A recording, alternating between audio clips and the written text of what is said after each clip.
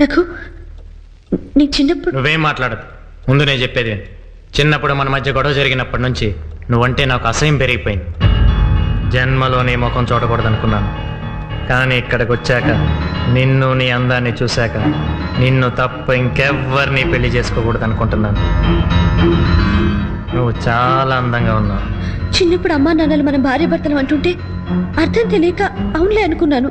కానీ కొన్నాళ్ల తర్వాత మన ఇద్దరం దూరం అయిపోయాం. మిమ్మల్ని నేను దాదాపు మర్చిపోయాను.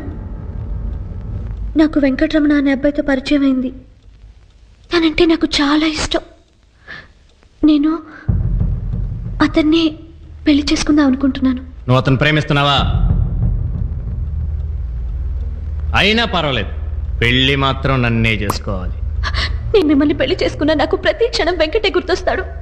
మీకు దండం పెడతాను, నన్ను అర్థం చేసుకోండి.